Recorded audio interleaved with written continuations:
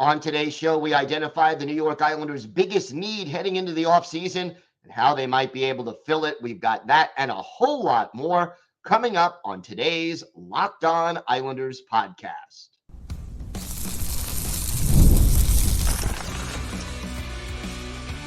Your Locked On Islanders, your daily podcast on the New York Islanders. Part of the Locked On Podcast Network, your team every day. Welcome, everybody, to the Tuesday edition of the Locked On Islanders podcast, part of the Locked On Podcast Network, your team every day. I want to thank everyone who makes Locked On Islanders your first listen every day. Don't forget to subscribe on YouTube or wherever you get your podcasts so you can get new episodes as soon as they drop. Game off, we got to talk more about Monopoly Go, the fast-paced game that lets you team up with friends for tournaments to unlock awesome prizes like unique stickers for trading, cool playing pieces, and hilarious emojis for taunting your friends. So download Monopoly Go, now free on Google Play or the App Store. Game on.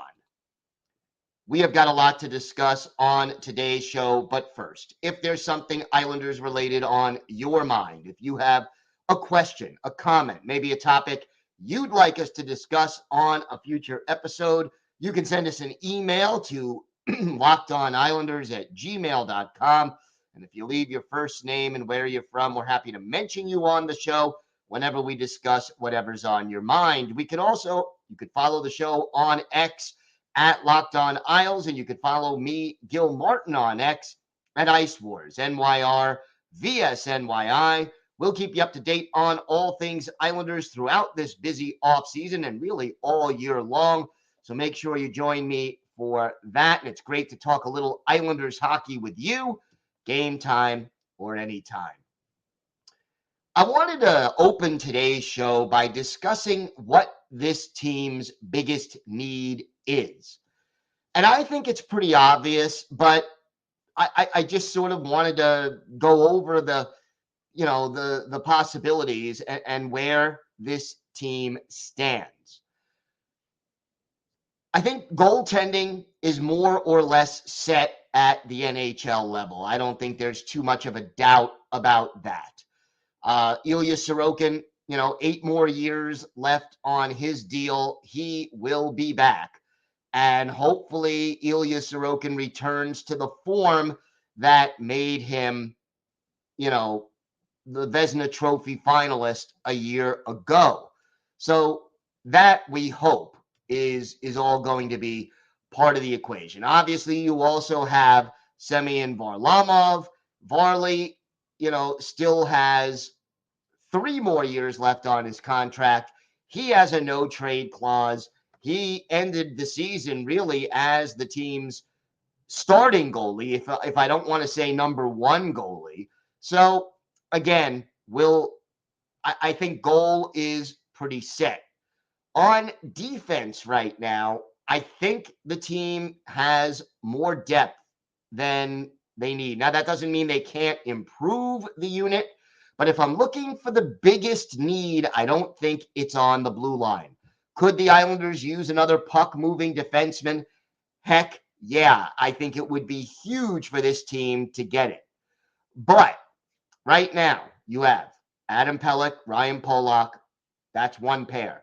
Noah Dobson, Alexander Romanov. That's a second pair. Assuming Scott Mayfield comes back healthy, you have Mayfield, Samuel Bolduc. That would be a third pair. And then whether or not you bring back 1, 2, or 3 of Mike Riley, Robert Bortuzzo, and Sebastian Aho, I think you would bring back at least one of those players. Riley, in my mind, being the top candidate. But again, it depends on what you can sign them to. And you sort of also have to remember that there are players who, are on entry-level contracts who may at some point get a shot. Isaiah George, probably another year or 2 away, but certainly he impressed in training camp last year. Kallio Delius, again, young, probably a year or 2 away, but also a guy who the Islanders in the long run have some high hopes for.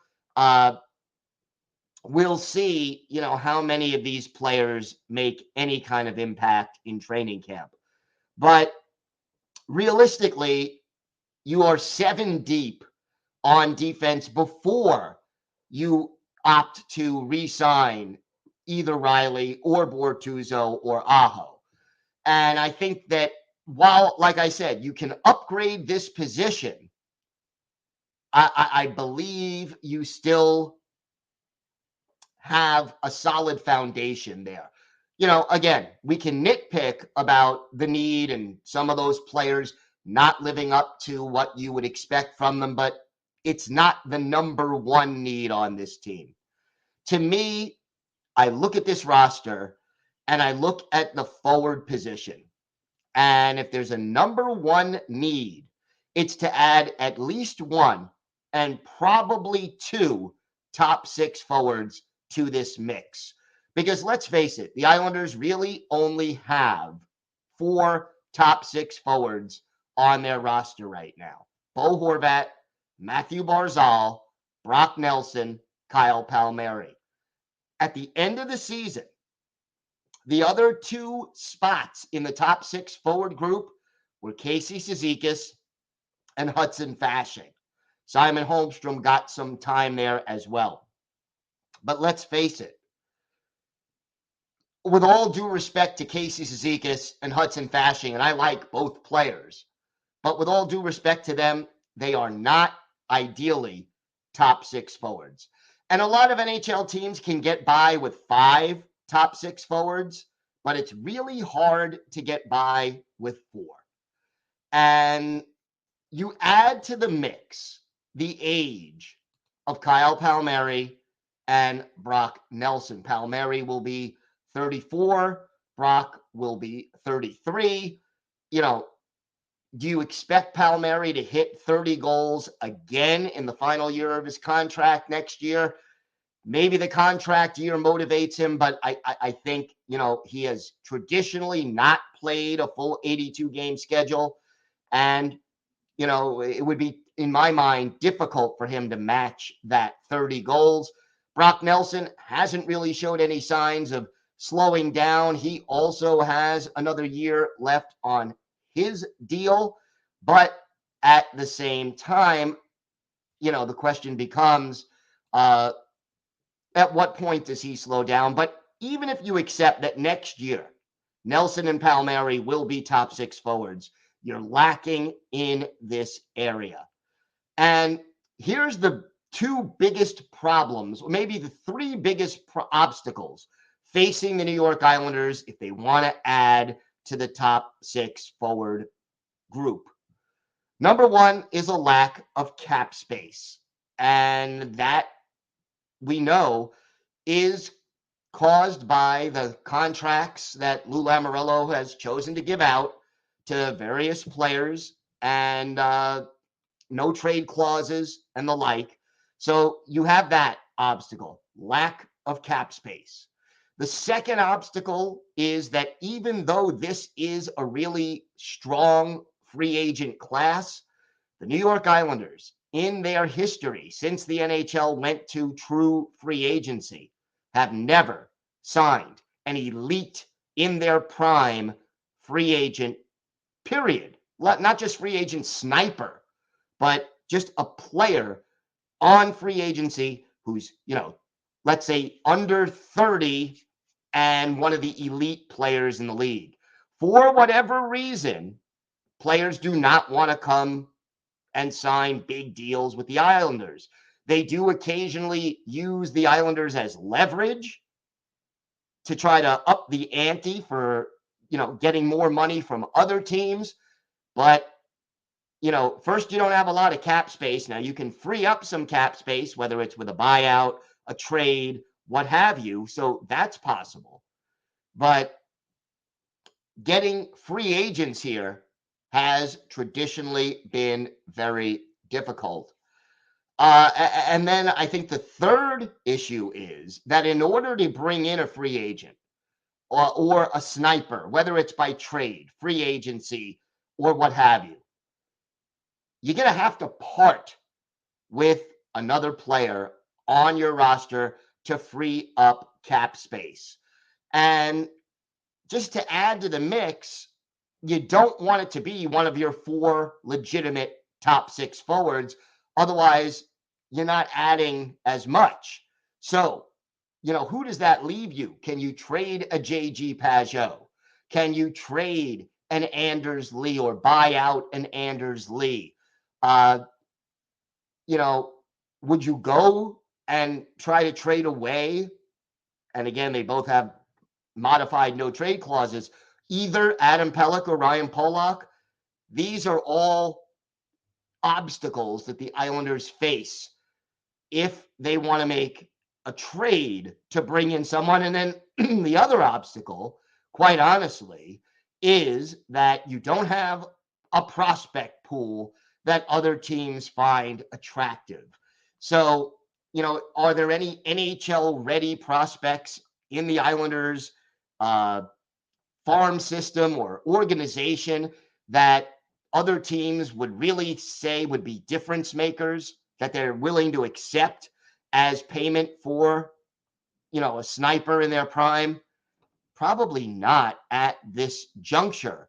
So those are the obstacles. But realistically, the biggest need on this team as we head into the offseason, and I don't think it's changed over the last 2, 3, 4 years, you need another top 6 forward, preferably 2, but I would settle for 1 really good one because I think you can fill in a Simon Holmstrom if he takes a step forward, a Casey Cizikas on a short-term basis, a Hudson Fasching on a short-term basis, even a Pierre Engvall if in an emergency on a short-term basis to try to fill in those missing pieces. But this team is not going to rise above where they were a year ago, this past season without an addition in the top 6. The Islanders finished the season 22nd in the league in goals scored, bottom 3rd, 19th on the power play. Those are things that have to improve if the Islanders are going to get beyond squeaking into the playoffs at the end of the season. All right, we have got a lot more to discuss on today's show. We'll have some more quotes, both inspiring and concerning, from Getaway Day as the players headed home for the offseason. We'll also have a discussion about the assistant coaches, who, if anyone, will be back. And for our Islanders birthday of the day, a forward who was with the Islanders in the very late 2000s and very late 1990s and early 2000s. Let's see if you can guess who that is. We've got all of that and a lot more coming up on today's Locked On Islanders podcast. Today's episode is brought to you by Monopoly Go. All right, game off. We've got to pause here to talk more about Monopoly Go. I know what you're saying. Flag on the play. You already talked about that, but there's just so much good stuff in this game. In Monopoly Go, you could team up with friends for timed tournaments where you work together to build up each other's boards.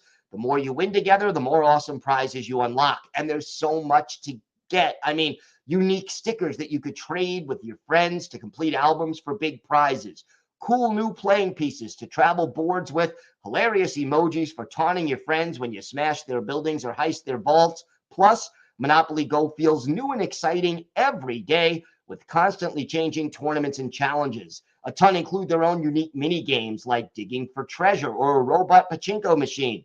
Hey, there's always new timed events that help you win big, like massive multipliers for everything you win or rent frenzies. So there's always something fun to discover in Monopoly Go. Go get off the bench and go download it now, free on Google Play or the App Store. Game on.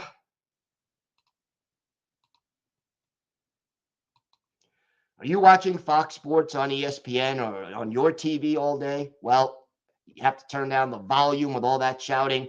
Make the switch to Locked On Sports Today, a free 24/7 sports streaming channel programmed for you every day to bring you the biggest stories without all the screaming.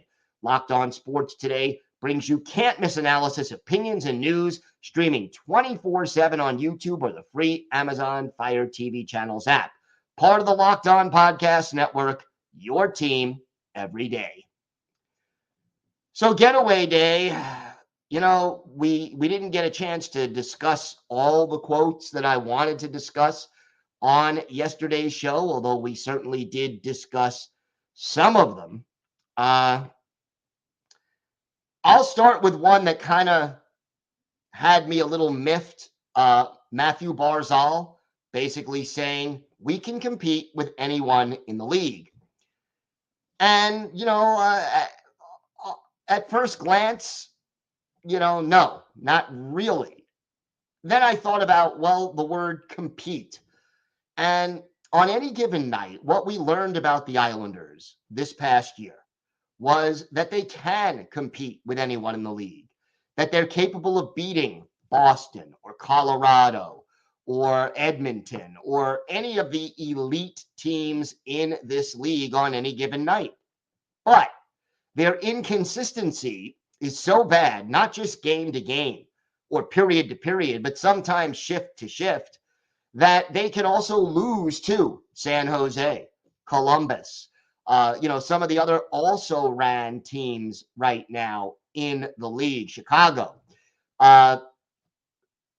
They can compete with anyone in the league, but that doesn't mean they're as good as the teams that are ahead of them in the standing. So, yeah, I understand what Matt Barzal is saying. They can compete, but that doesn't mean they're good enough. And that quote you just don't want to see the team satisfied with where they're at, especially when where they're at is squeaking into the playoffs and getting eliminated in the first round. Ryan Pollock had a similar thought. We're right there, Pollock said. It may not look like it to some people, but I think we're right there. And again, it depends how you take we're right there. If you add a top six forward, you get a healthy and return to form from Ilya Sorokin. Scott Mayfield is healthy again. If all of these things sort of fall into place, could they be close if they add another top six forward, a legit, 30-goal guy on the first line? Maybe. Again, I think there is a noticeable gap between where the Islanders are at right now and where the elite teams around the league are. And yet, the other thing that you have to take into consideration is the age of a lot of the players on this team. And, as I've said, every dayers know, get younger, get faster, get more skilled. If you can do that without breaking up the majority of the core, yeah, maybe the Islanders are right there, but that's a big if, as we discussed in the first segment.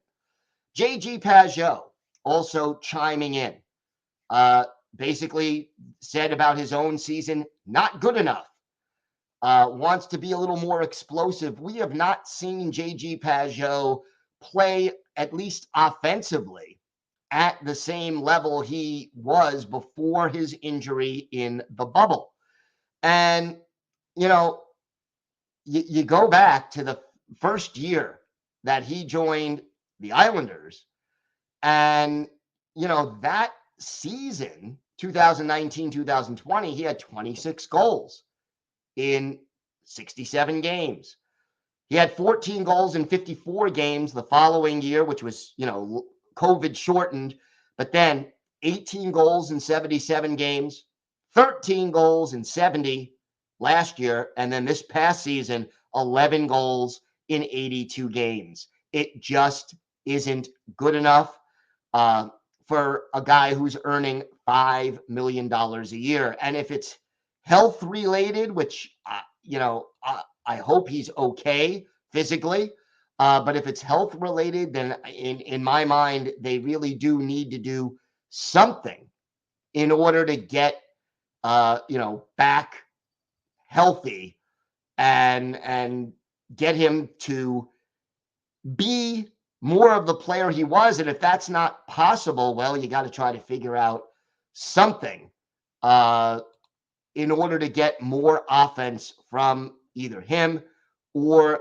the bottom six. So it's a difficult situation for the Islanders, but they are going to have to figure it out one way or the other, that this team needs more from Kyle Palmieri on the scoreboard. And I don't need him to get back to 20, 25 goals, but get me 18. Get me 18 goals, get me 45, 50 points, get me, the face-offs, the penalty killing, all the other little things that JG Pageau does so well. And I think this team would be fine. Some of the comments that Lou Lamoriello made and Patrick Waugh made you think, okay, they're a little too satisfied with the first round playoff exit again, that it's been 3 years since this team won a playoff round, one miss and 2 first round exits. Again, you got to remember, these guys are indeed trying to keep their players confident. But at the same time, I don't think this team can and should be satisfied with where they're at, which remains the messy middle with an aging team that does not have a prospect pool. The prospect pool is ranked at or near the bottom of the league. So those are things that have to change. Should management, ownership, and the front office and the players themselves be happy with where this team is at?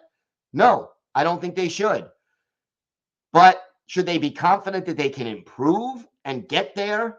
Well, if the right moves are made, and I know that's a big if, maybe we can see more next year with a few other improvements. We'll see. It's going to be interesting. We've got more to get to on today's show. We'll talk about the assistant coaches, whether or not they'll be back. We'll have our Islanders birthday of the day. All that and more coming up on today's Locked On Islanders podcast.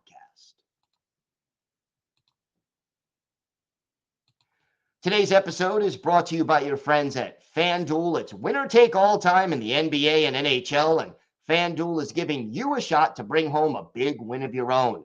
Right now, new customers get $150 in bonus bets with any winning $5 bet. That's $150 to bet on spreads, money lines, player props, and more.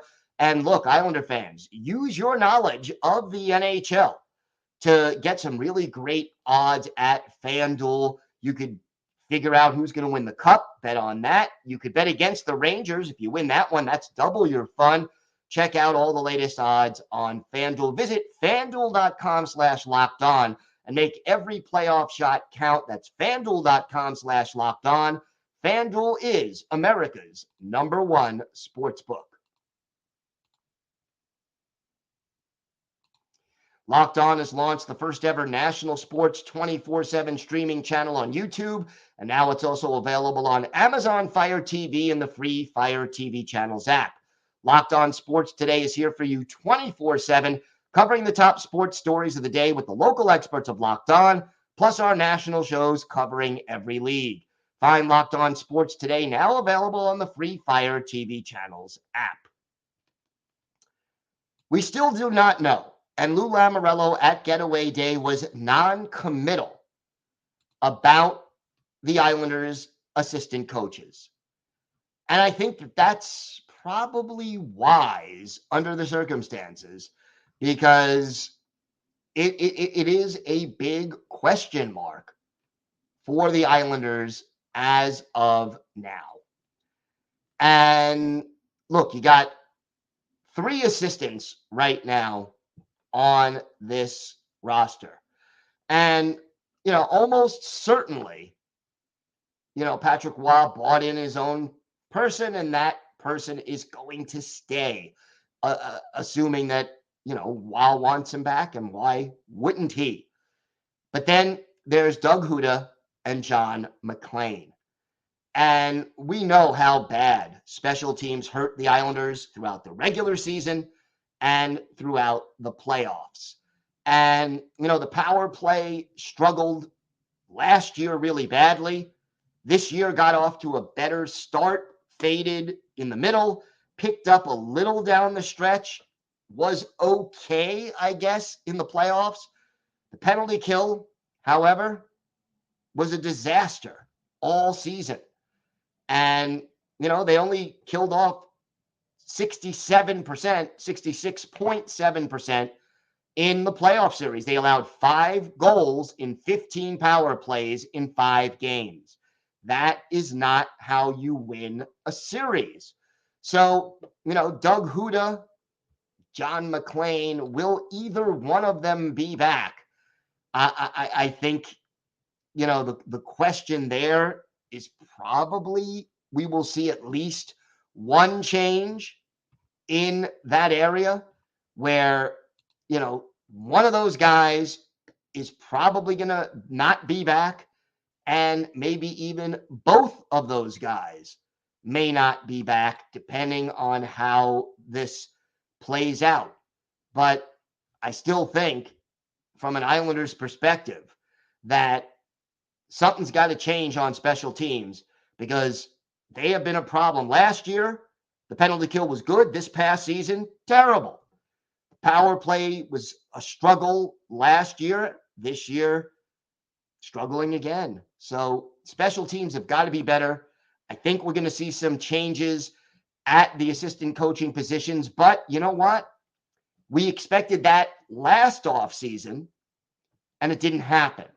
And the results were very similar. In fact, if anything, there was a regression by the Islanders, especially on the PK. So I will keep my eyes peeled, but I think Patrick Roy is going to want to bring in his own people to get things ready, to play his style. One thing you know about both Huda and McClain, they were not hired by Patrick Roy. They were, Lane Lambert, Barry Trotz type guys. Whether or not Roy will keep them after what happened this season is highly doubtful. We'll see what Lou Lamoriello and Patrick Roy decide to do. I am hoping we see some changes, whether it's in coaching staff or if not that, then definitely in the approach to the special teams. Changes have to be made, let's face it. Time now for our Islanders birthday of the day. And, today is the 47th birthday of former Islanders forward Brad Isbister, the Edmonton native, drafted by the Winnipeg Jets in the 3rd round back in 1995. By the time he made the NHL in 97-98, they were then the Phoenix Coyotes. He played part of 2 seasons with the Yotes and then joined the Islanders for the 1999-2000 season and stayed with the Islanders through the trade deadline in 2002-2003. His best season with the Islanders, easily 1999-2000, his first year.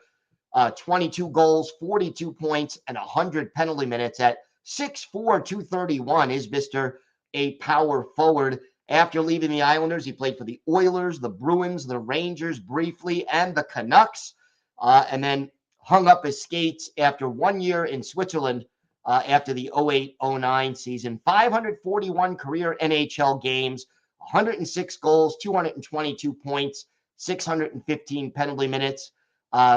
Add 18 playoff games, 1 goal, 3 points, 33 penalty minutes. 9 of those 18, including the goal and 2 assists, so all the points coming with the New York Islanders. One of his better games as an Islander, we take you back to October 23rd, 1999, Islanders and the Canucks at the Nassau Veterans Memorial Coliseum. Islanders fall behind in the first period 1-0, but then on the power play, our Islanders' birthday of the day, Brad Isbister scores his 3rd of the year from Chris Ferraro and Mariusz Czerkowski. That ties the game at 1. And then after the Canucks take a 2-1 lead in the second period, Isbister scores again. Czerkowski and Chris Ferraro again on the assist. This game ended in a 2-2 tie for Brad Isbister, our Islanders' birthday of the day. 2 goals, 2 penalty minutes. He had 3 shots on goal and was on ice for 16 and a half minutes. Brad Isbister is our Islanders' birthday of the day. I want to thank everyone who makes Locked On Islanders your first listen every day, everydayers. Tomorrow on the show, we will continue wrapping things up for the season. We'll talk a little bit more about some of the things this team needs to accomplish in the off season, and a whole lot more. So make sure you join us for that. Until then, have a great day, everybody. Stay safe. And of course, let's go Islanders.